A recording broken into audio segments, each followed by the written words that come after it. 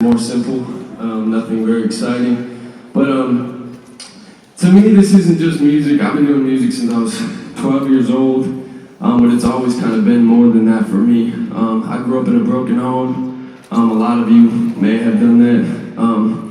But I grew up in a broken home. My parents split. My mom was, she had a lot of problems. She was addicted to prescription pills. Anybody ever had anybody in their family addicted to something like that?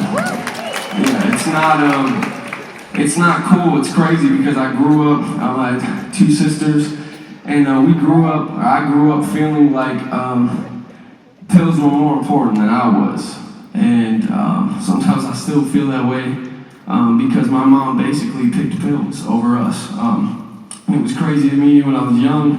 I didn't really understand, so it was kind of like, it was confusing. When you're a kid, you don't get why you can't see your parent, it's your mom, or maybe for you it was your dad. You don't get that. I remember asking my dad, like, hey, can we hang out with mom, or can we stay the night? And we couldn't for several reasons. I was physically abused.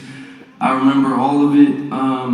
When I was younger, one of my mom's boyfriends, he was crazy. I mean, he liked to scare you. He would hit me and he'd scare my sister, and it was a crazy experience for me. And I've grown up. I'm 24 years old now, and I'm not past that, you know what I'm saying? I think sometimes people, when they hear music, or you say you're a Christian, or whatever it is, I think sometimes people assume like, oh, so these things are in the past, and you're saved and everything's great, and I'm not in that place. So when people listen to my music, I think it's relatable because a lot of people are in that place, and I think sometimes people pretend to be out of that place, or they assume that, that's what Christian means. It means that we're all great, everything's perfect, and that's not what it is.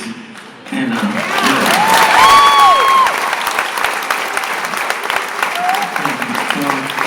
I grew up without my mom, and we talked for a while. We had some visitation rights. Sometimes we would have good times. I didn't really fully understand what was happening, and finally, we just lost. I mean, we had these weird visits where it was like you sit in a room and someone watches you while you have conversations, and it was just like to me, it was the stupidest thing I'd ever experienced. I didn't understand, I'm just sitting in a room and some lady sitting in the corner, she's watching, and we pretty much had no contact with my mom at that point. I got into high school, and I started to feel, as I got older, I felt like if it would have been my dad, sometimes when the circumstances are switched, if it would have been my dad, I may have been more like, get out of here, man, but since I was becoming a man and I was getting older, that was my mom, and I wanted to be there. I knew I couldn't fix it, but I wanted to do something. I didn't know what. So I had reached out, my mom started reaching out again, we started talking a little, I started hanging out with my mom, and I hate the smell of cigarettes. I hate drugs. I've never done a drug in my life. I never drank in my life. I don't say that to be like, I'm great. I don't say that at all to be that way. And I don't hate on anybody who's been through something like that. But I just know I've seen the other side of that. I know what it's like to watch somebody you love go through that.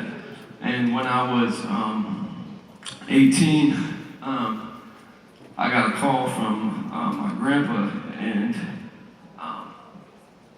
my mom had overdosed, and that's